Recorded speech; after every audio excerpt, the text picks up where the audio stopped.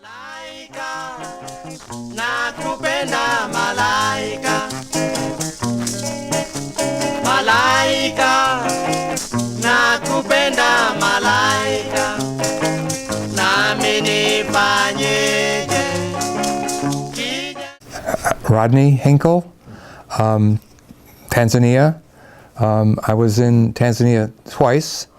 In the first tour, it was 1961 to 63, in the Teachers for East Africa program, which was a joint program between Teachers College in Columbia, the University of London, and Makerere University in Kampala.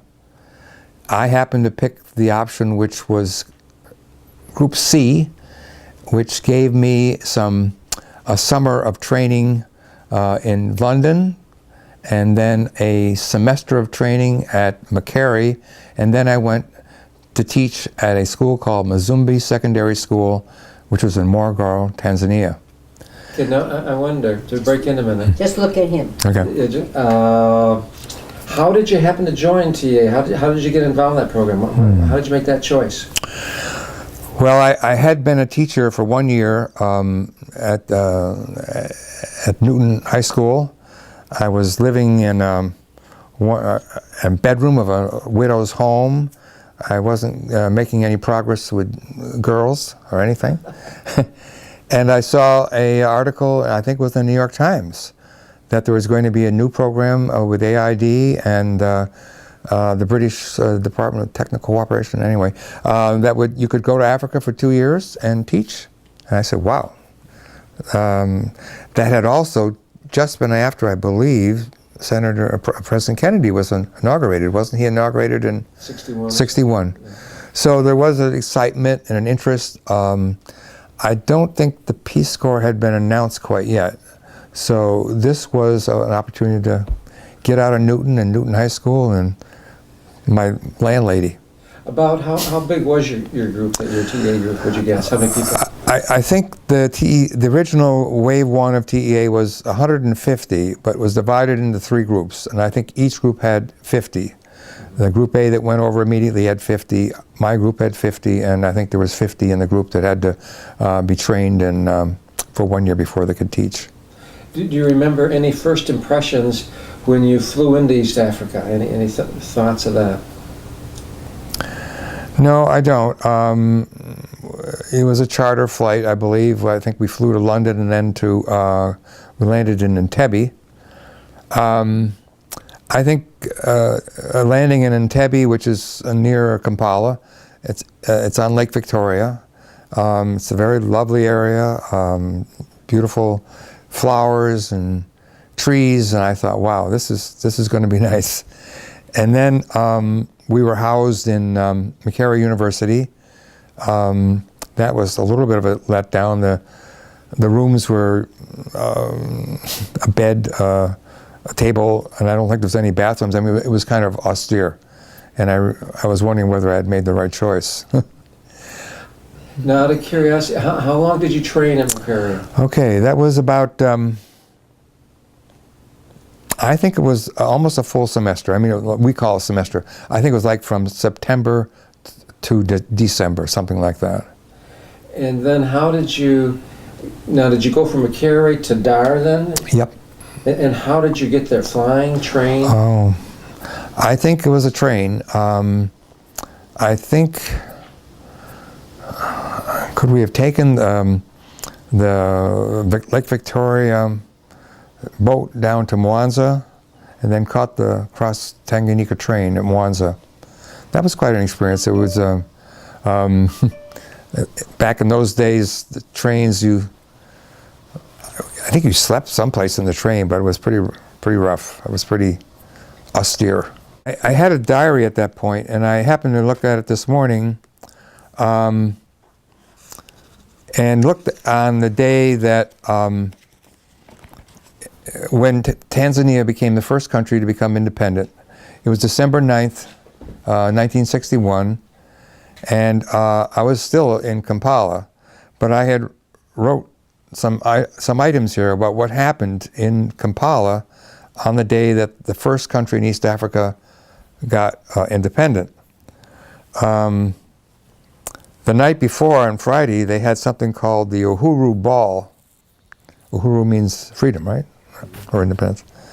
The ball was packed, and I was really alive, almost from the beginning. I don't want to read it because it talks about personal issues I was having. Then we sang the national anthem, God Bless Africa. Oh. And we had a grand march. It was wild. Everybody shouting Uhuru and dancing. Margaret, my friend, was busy dancing all the time. We left at 1 a.m., but the whole party went on all night. Then the next morning, at 9 a.m., the parade started in Kampala, down from the university. Most of the students were in 3 trucks, but as the parade progressed downtown, they picked up people carrying banana plants. Everyone was shouting and singing. It's amazing how they can all sing so well together without a leader, even keep harmony.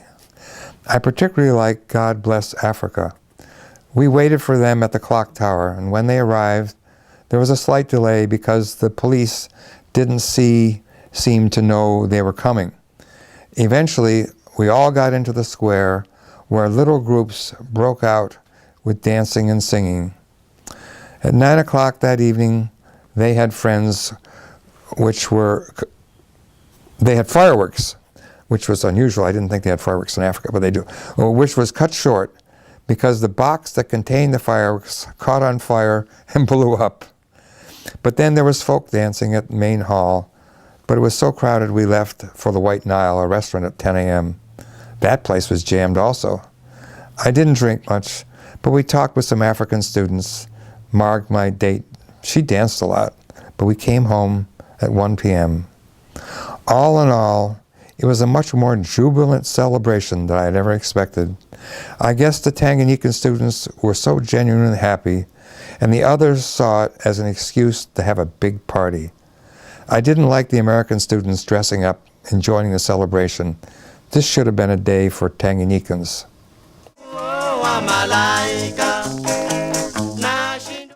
Well, my roommate was driving on a road. I don't know if he was driving between Dar and Morogoro, but anyway, he came across a mother monkey and a pet monkey, a little baby monkey, and the mother had been killed by a car, and she was dead. But the pet monkey was still alive. So he picked up the pet monkey and brought it home with him.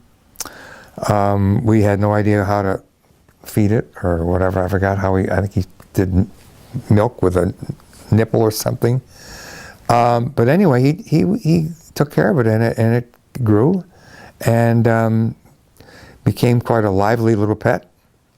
We had at some point we had to keep it in a box or because it would run away.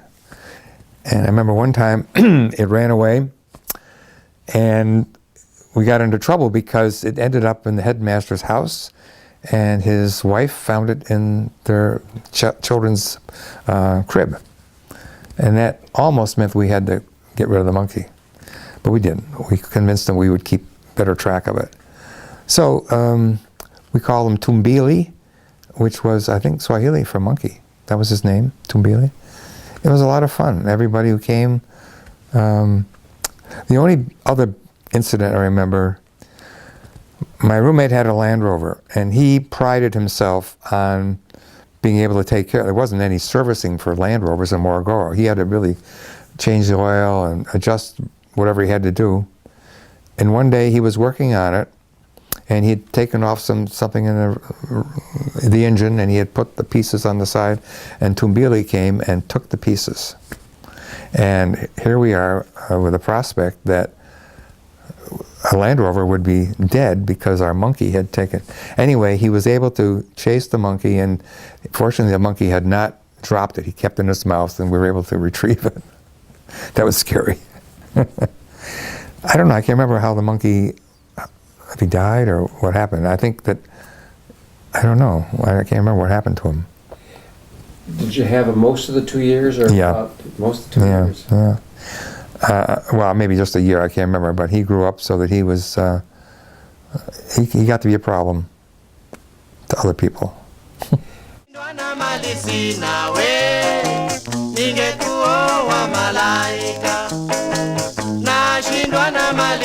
nawe ningekuwa malaika.